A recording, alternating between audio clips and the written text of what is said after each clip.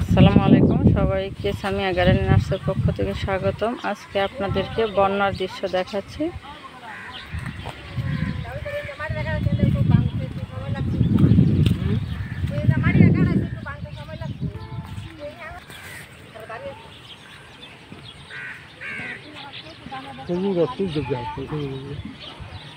অনেকে বন্যার পানি দেখতে আসতেছে। দেখেন খেজুর গাছটা খেজুর হয়েছে, কিন্তু খাওয়ার উপায় নাই, কারণ অনেকটাই নদীর ভিতরে চলে গেছে। পানি অনেকটা এই পাশে চলে আসছে। আমাদের এখানে নদী অবশ্য এই হলো নদী, এই পার থেকে ও পার দেখা যায়। এই দেখেন একটা হাইওয়ে রোডের মতো পাশ, তারপরে আমরা অনেকটা নদীর স্বাদটা পাই। তবে এত ভাঙা গড়া এই নদী অবশ্য নাই, একটু মরা নদী বলা যায়। বছরে 8-9 মাসই মরা থাকে।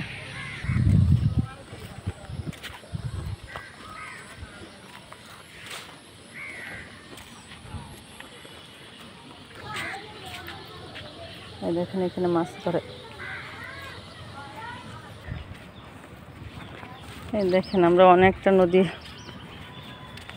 কিনার দিয়ে হাঁটতেছি।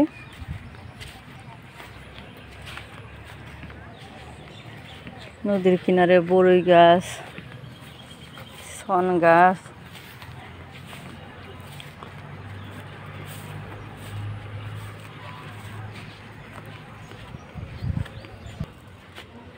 আমাদের এখানে দেখেন নদীর ধারে জংলায় এই একটা গাছ হয়। আমাদের এখানে এটাকে খড়িগুটো বলে, ছোট ছোট বিচি হয়, পাকলে ভালোই লাগে। বাচ্চাদের মুখে তো সবই ভালো লাগে, বাচ্চারা খায়। আমরা যখন ছোট ছিলাম অনেক খেয়েছি। আপনাদের এলাকায় কী বলে জানি না।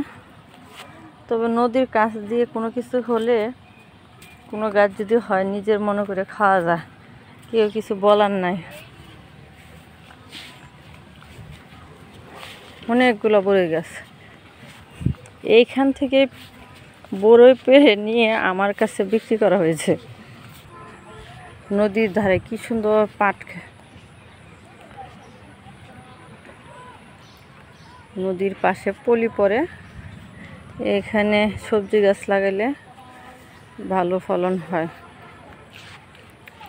দেখেন পারিবারিক পুষ্টি বাগান।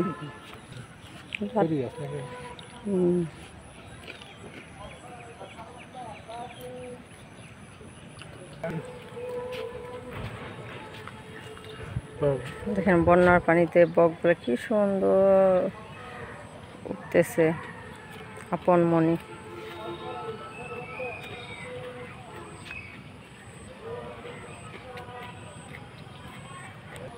এই দেখেন নদীর ধারে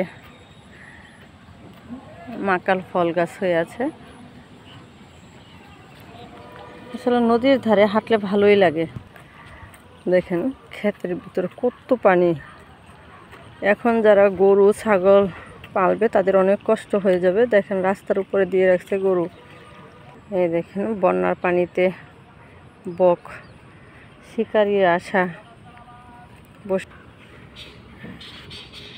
এই দেখেন এদিক দিয়ে নদী, এদিকে নদী, রাস্তাতে লোক হাঁটতেছে। এদিক দিয়ে আবার দেখেন এই পাশে খেতে বন্যার পানি আসতেছে। এখানে পানি সোজা যদি যায় তাহলে বোঝা যায় না যে এখানে স্রোত আছে, কিন্তু যখনই কোনো জায়গায় বাধাপ্রাপ্ত হয় তখন বোঝা যায় যে কত স্রোত। দেখেন এই বড়ই গাছে পানিটা বাধা পাওয়াতে অনেক স্রোত।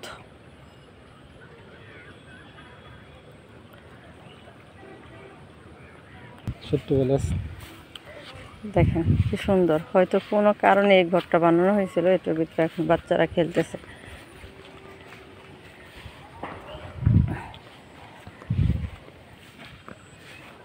এটা কিসের ঘর বাবু? এটাতে কি রাখে? ওই দেখেন উল্টে আছে। এ কি রাখে এটাতে? থাকতো কি লেগিয়া? কি পাহারা দিত? কোনো মেশিন ছিল? ও এনে মেশিন ছিল। ও এখানে মেশিন ছিল, চুরি হয়ে যাবে দেখে এখানে ঘর বানায়া এখানে থাকতো। আর এখন সুন্দর একটা খেলার জায়গা হয়েছে তোমাদের, না? তোমার নাম কি? সুলাইমান হাসান। ও সুন্দর তো, এই লোকটার নাম সুলাইমান। হ্যাঁ খেলা দাও তো, আর কি কি খেলা পারো দেখি, দাও দাও দেখি। দেখি ভাবি নাকি?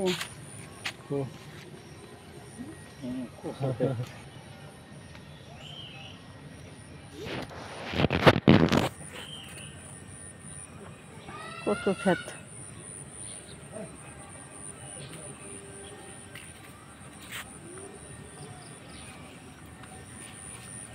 দেখেন এক ভাইয়ের বাড়িতে আসছি, দেখেন কত ডালিম হয়ে আছে। ভাই অবশ্য আমার মতো, দেখেন ডালিম হয়ে আছে।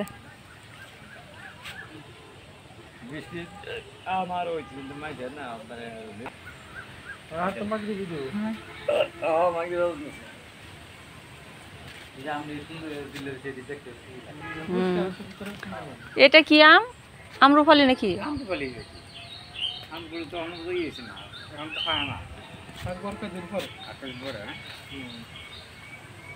এই যে আম্রপালি, দেখেন ফলন কাকে বলে। হ্যাঁ রাজশাহীর চাইতে আমাদের এখানে ফলন কম হয় না। দেখেন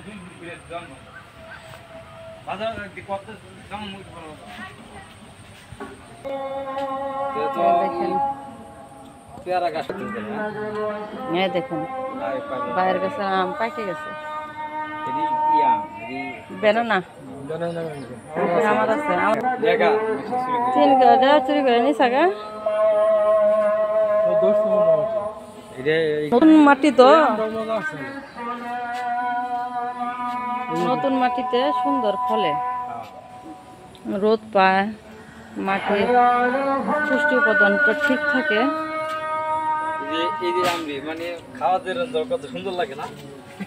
আবার নজর যেন না লাগে সেই কারণে ভাবি কিন্তু জুতাও দিয়ে রাখছে। দেখেন এই দেখেন গাছগুলার এই সাইডে পানি চলে আসছে। আর একটু, আর এক রাত যদি বৃষ্টি হয়, মেঘালয়ের ঢল যদি আরেকটু বেশি আসে, তাহলে এই দিক দিয়ে পানি একাকার হয়ে যাবে। এই মাঠের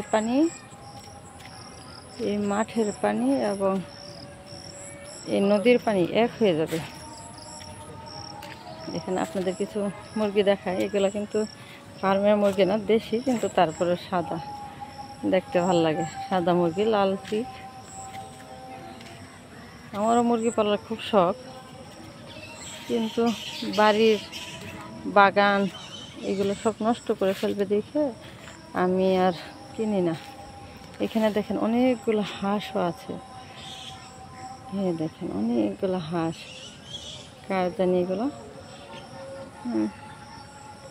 যাদের হাঁস আছে তাদের আবার যদি অন্য কোথাও না যায় এখন অবশ্য ডিম পারবে, আর যদি চলে যায় তারা মনের সুখে এখন খাইতে খাইতে চলে যাবে অনেক জায়গায়। অনেক হাঁস হারায় যায়, আমাদের ছোটোবেলা দেখেছি অনেক হাঁস। হ্যাঁ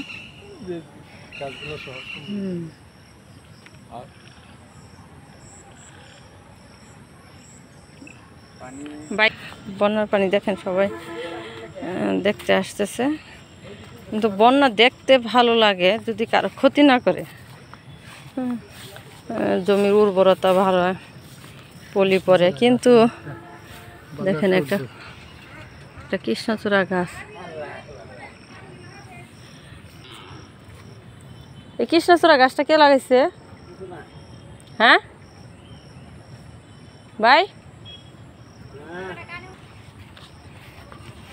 ওই পার থেকে এসে এই পারে কৃষ্ণচূড়া গাছ লাগায় শুধু দেখার জন্য, পরিবেশটা সুন্দর হওয়ার জন্য।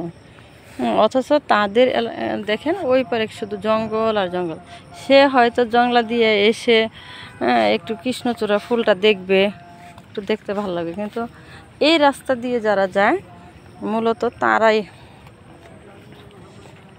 সৌন্দর্যটা পায়। আসলে এগুলো মনের ব্যাপার। কেউ দুধ বিক্রি করে মদ খায়, কেউ মদ বিক্রি করে দুধ খায়, এ হলো পার্থক্য। তো সবাই ভালো থাকবেন। আমাদের ভিডিওগুলো যদি ভালো লেগে থাকে তাহলে অবশ্যই লাবিব আইটি সলিউশন ইউটিউব চ্যানেলে সাবস্ক্রাইব করে অল বাটন ক্লিক করে দেবেন। আমাদের সব ভিডিও আপনারা পেয়ে যাবেন। ধন্যবাদ সবাইকে।